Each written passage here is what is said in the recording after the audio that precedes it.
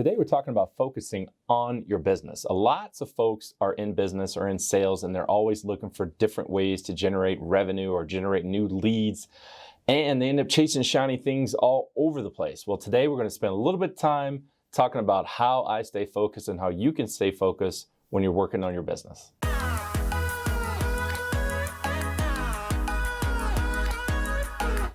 Welcome back to the channel. If this is your first time here, don't forget to hit the subscribe button and ring the bell. That way you'll be notified every time we go live or we drop a new video. So the reason we're talking about focus today is because my newest salesperson asked me today, how do you remain focused when you're balancing your business, when you're trying to build leads, when you're trying to grow?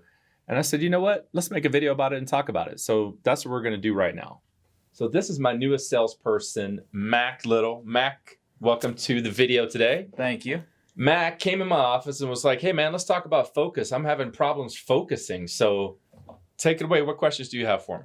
Well, I've been an entrepreneur before, just like you. And one of the things that I've always seemed to struggle with, and even coming into this role, is one, what do you focus on to start the day? Like, what do your daily habits look like? And then how do you arrange your schedule so that you really do, how do you know how to put the most important things first? Like, how do you identify what are the important things I need to focus on and get done during the day? And then also manage that whirlwind that happens, that all the stuff that comes up and managing all that stuff.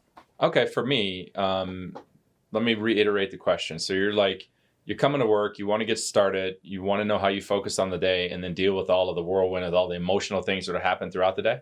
Yeah, like as a business owner now, you have a priority system, right? Like you have stuff that you want to accomplish during the day. But then all this stuff happens. Life, business. That yeah. sounds important. Yeah. How do you sift through all that and rearrange your schedule based on it? And how do you still accomplish a lot for the day? That's a good question. All right, let me try to answer that question based on my experience. And from what I have figured out over the years and the books I've read is basically stuff you've probably already heard, but have a plan. And you can either work from emotion or you can work from a place where you have a strict plan that you follow week to week, day to day, year to year, month to month.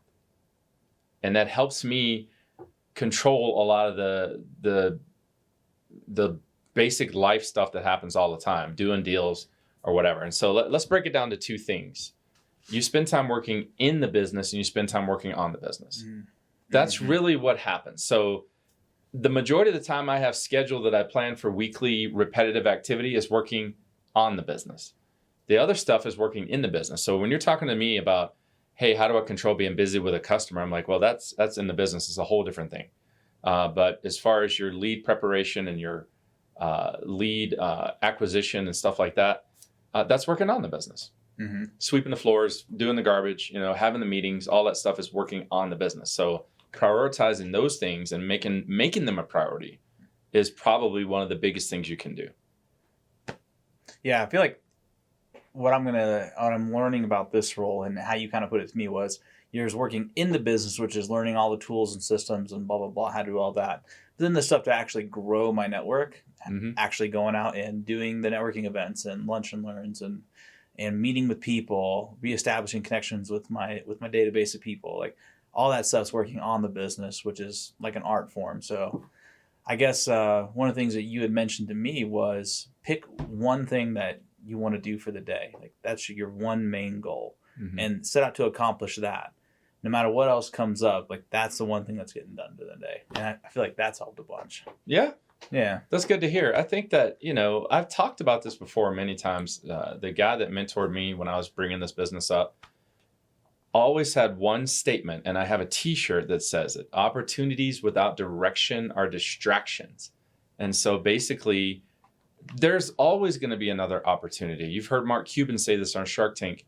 We're drowning in opportunity and nothing's getting done because we're too busy chasing the next opportunity. And so, I have this thing, this is my wall, right? I'm like, well, we're working on this for December. We're sticking that, we're throwing it on the wall. Yeah. Some of it sticks, some of it doesn't. We fail, and I like to fail, because once we fail, that's done. We don't have to do it again. But you can't spend the whole month chasing every single opportunity. Yeah, so that narrowed focus definitely helps a lot.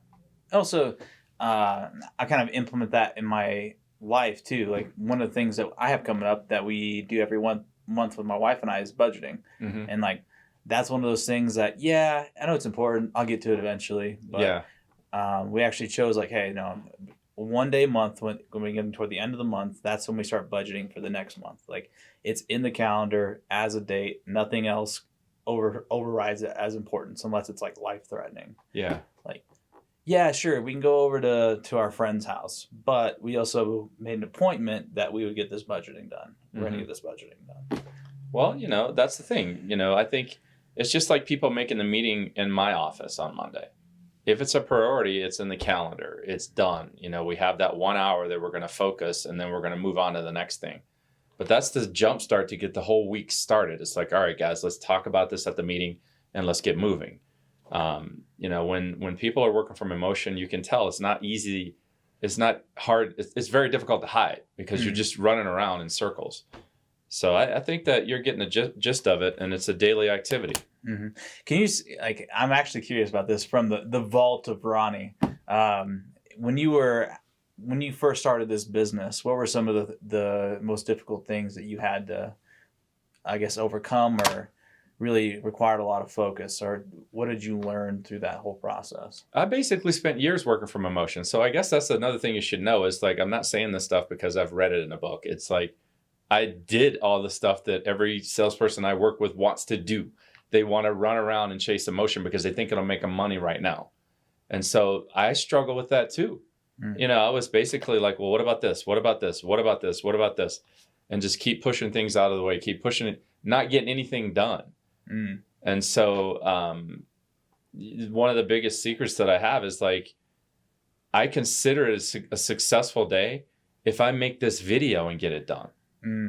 It's a priority, it's a priority. It's not a successful day if I sell a car. It's a successful day if I get this video done. Yeah. I'm done with it. I got that done. Let's move on to the next thing. So that's cool. What else did you want to ask me about focus? All right, I got one for you. We always talk about like focus and staying focused on that one thing. How do you actually, when you're in the middle of the day, life's beating you around, how do you actually stay focused on that one thing? Like, how do you keep your motivation up to make sure you accomplish the task you set out for the day?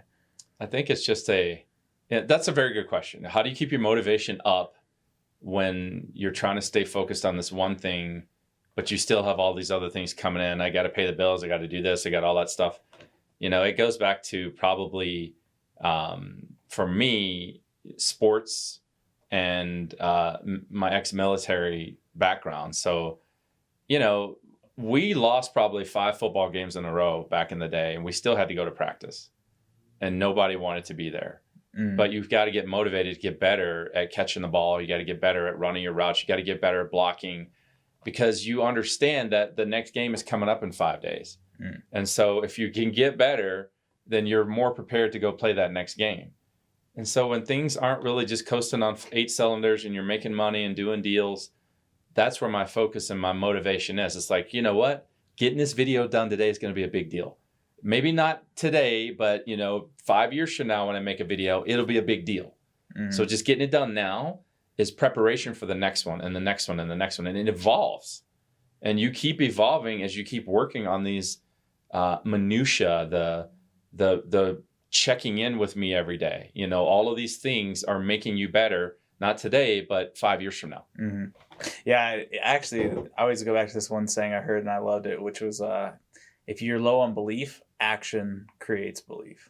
If you're low on belief, action creates belief. I got it. Yeah. You know what I did straight up, though? Honestly, all the filters off. I lied to myself. How'd you do that? You're going to win. You're going to win. And I would, Chris Haskins, I'll give this one to Chris Haskins. I used to call him on the phone and I'd say, how you doing? He'd go, man, I'm doing fantastic. This was in 98, 99, 2000. And I'm like, are you really always fantastic? And he goes, man, I'm breathing air and my kids are healthy. I'm good to go. And so what I found out from that was gratitude gets you there. Gratitude gets you to where you want to be. If you're people pray for money, people pray for success, they pray for all of these things and they miss the blessings they already have. Yeah. You get that? Yeah, I get that. Yeah, the kids are healthy, you're standing upright, what else do you have to complain about? Being content with all things kind of thing. I think gratitude brings you back center. It's like you stop wanting when you're grateful. Yeah. And so, you know, and that also helps. It makes it easier for me to go work on this piece of paper right here. It makes it easier for me to work on this video instead of chasing another car deal. Because I'm grateful, you know, the kids are healthy, everybody's happy. If I make a deal or not, you know, I've already been blessed tremendously today. So I can move forward with just let me get this done. That's a good attitude to have toward it. Absolutely. It's you know, and I'll tell you guys this, it is a learned skill. You can learn it. You don't have to be the happiest person. You don't have to be the most optimistic person, but you can learn how to just get up in the morning and go, man, I'm so grateful that my car started. There are days where that's been a blessing. Yeah. Yeah. We've all had that, you know. People are so busy praying for the blessings they haven't received that they forget the ones that they have received when they open their eyes. That's so true. That's deep. That's true. It's true. Yeah. Okay, so what else you got for me? Any other questions? Like one more? Okay, so here's one last one. So we live in an age where technology and distractions are everywhere. How do you actually go about managing your distractions for the day? Hold on. Oh, hold on. I got to check my phone real quick. How do you manage? Okay. Yeah, okay. And what's like proper etiquette for you when dealing with clients? Like, do you have people that are just constantly distracted all day? Do you notice? And there's two questions there. So you're saying, how do I go about the day dealing with the distractions of social media, cell phones? And yeah, then you that said, modern day. Yeah. Then you said clients. Okay. That's a different question. Okay, well, let me go with the first question. Okay. Yeah. So how do you deal with all the distractions of today's age? Like your phone's constantly buzzing. I hear it in the other room all the time. How do you actually manage distractions? Okay, so I'm going to answer both of those questions because I think it's super important, especially for salespeople. This is really important. So I'm probably different when I think about technology and stuff because I think it's happening whether you want it or not. You know, we have people that just cut their stuff off. I know people like that. They just cut it off. I respond to everybody. So if you're watching this video and you message me or email me, I'll respond to you. It might not be instantaneous, but I'll respond to you eventually. And I appreciate that. I like that. In the world of sales, we should be responding and engaging with our clients at all times. So I also read an article recently that Mark Cuban does that. Like, so he basically responds to everybody. Like he puts his number out there, they text him, he texts back 35 people a day. So it's rare, but managing it is, you know, setting it aside. Like, okay, I'm focused on my deal. I'm focused on my work. I do need to respond to this social thing, but you know, you're just compartmentalizing it is what I do. And I'm not sure if that's a good answer for that particular question, but I do want to answer the next one. When this thing is in front of me, when my clients are here and it rings too many times, I just reach over and press the button and quiet it down. A lot of salespeople will be like, pardon me, ma'am, and they do this, or pardon me, sir, let me do this. The most important client is the one in front of you. The most important client is the one sitting in the chairs. So if you're basically answering this or looking at Facebook or doing something else, give your client the respect of spending the time with them and moving your phone out of the way. It'll still ring. It'll still have notifications. You can silence it if you want. You know, if you got an appointment at 1, silence it from 1 to 2. That'll help you. And then you can go back and respond to those messages. Yeah. And then what are your general etiquette rules with just people and like phones? I know that's a big thing for you, right? People and phones. Like, so you mean like if I'm sitting with a client and they are answering their phone or looking at, that doesn't bother me. No. They're the customer. Yeah. So, you know, when I'm at Best Buy and I'm looking at something and I'm asking a question and I'm looking at my phone, you know, it's not his job to get mad at me, you know, because I price shop it or whatever. You know, I'm like, okay, I'm checking something out or I want to be more educated. But they are the client. So that's a big one for me. You know, clients, they don't have to follow some type of etiquette rule. They should be respectful. But if they want to answer the phone or check their Facebook or their kids are running around the office, hey, you know, that's a level of patience that you have to have with your people. I love that. That's huge. Cool. Thanks for joining us today and talking about focus. And let me introduce you to my new salesperson, Mac. If you have more questions on videos, or if you want to see more videos on inspiration or cars, they're right above Mac's head in the playlist. I'm Ronnie Haskins. Have a great day, guys.